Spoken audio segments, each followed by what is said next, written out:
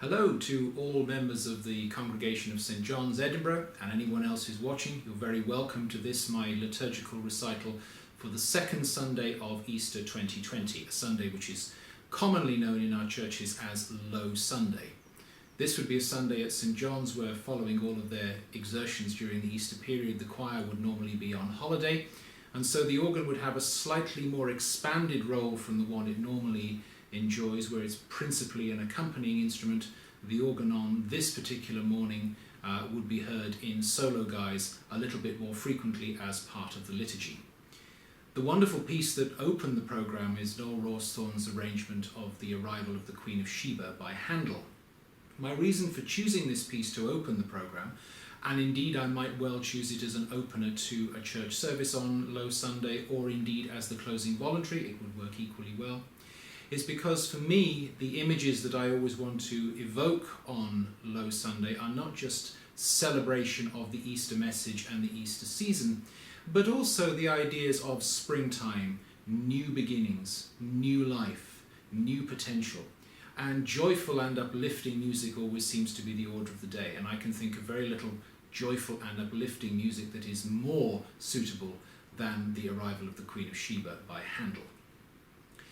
This piece was, of course, an arrangement for organ of a piece that was originally written for orchestra, and over the years many organists have seen great potential in orchestral music and have transcribed it for the organ, so the organist has the chance to effectively become the orchestra. The next piece that you're going to hear has gone through exactly the same process. It's a very well-known piece of music by Johann Sebastian Bach, a movement from his cantata number 208, which was known as the Hunting Cantata, and this is the movement Sheep May Safely Graze.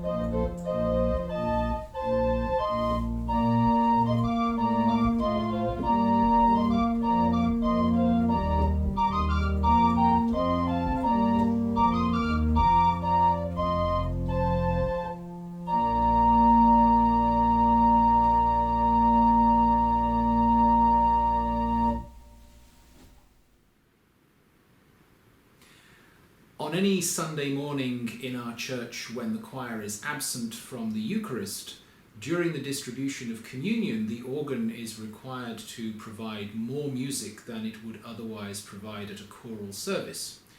These would be moments when I would choose either to improvise or to present pieces of music which are suited and fitted to the liturgical atmosphere of the moment. I'm going to play for you a piece now called the Chœur de Voix Humaine by the early 19th century French organist-composer Louis Lefebvre-Wely. Lefebvre-Wely was a tremendously fashionable and successful organist in his day. It's important to understand that in the early part of the 19th century in France, the country was still coming out of the revolutionary period, and there was still a lot of negative feeling towards any old music which was too closely associated with the Bourbon monarchy. So in many churches, the organists had a dearth of music to play. Improvisation was, of course, extremely important, as were transcriptions of pieces that the congregations of the day wanted to listen to. Perhaps surprisingly to us now, a great deal of music that originated in the opera house was transcribed and performed in churches on Sunday mornings by organists.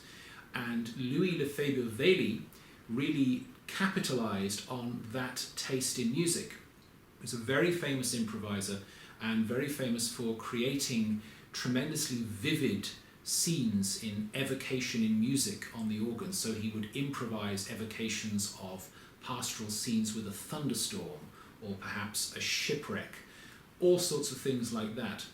He wrote a great deal of music, and much of it today is not particularly often played. There is one piece which I think is really rather famous, and you may hear that later in today's program if you hang around until the end.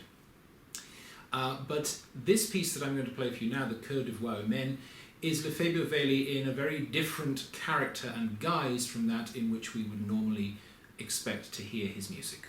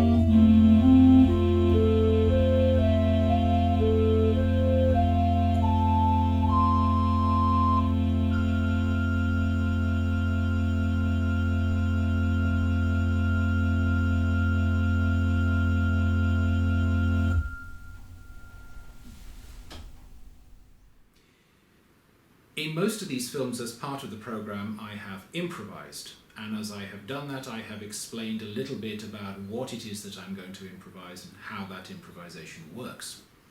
For today's improvisation, I have chosen as my form the scherzo. This is a difficult form for organists to improvise in.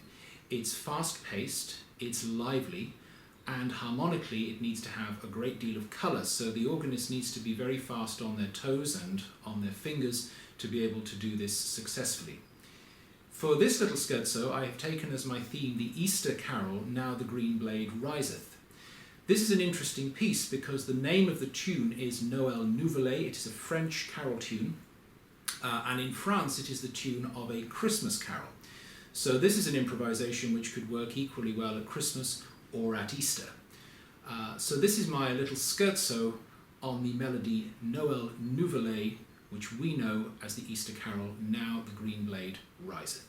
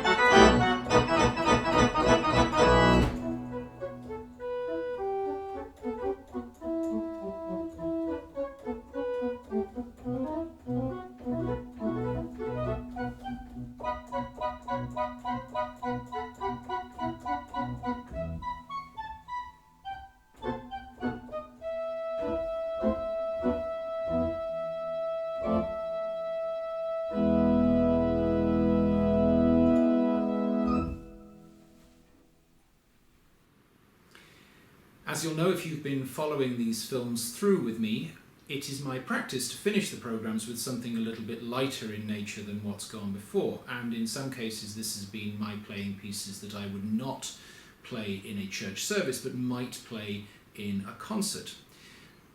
Today's piece sort of straddles those two worlds. I referred earlier on to the famous French 19th century organist Louis Lefebvre-Wely, and I played you his Chœur de Voix Humaine, which I said I thought was a very suitable piece for performance during the distribution of communion at a Eucharist. Lefebvre-Wely is perhaps best known today for some really barnstorming, outgoing organ voluntaries. And the piece I'm going to play for you now is, I think, the most famous of them all, his Sortie in E flat. This is really a great example of the kind of music that in the early part of the 19th century was tremendously in vogue in French churches, perhaps particularly Parisian churches. Lefebvre-Wely was organist of a succession of major Parisian churches, the last and probably grandest of which being the church of Saint-Sulpice, where he was predecessor to Charles-Marie Widor. So this is the Sortie in E flat by Louis Lefebvre-Wely.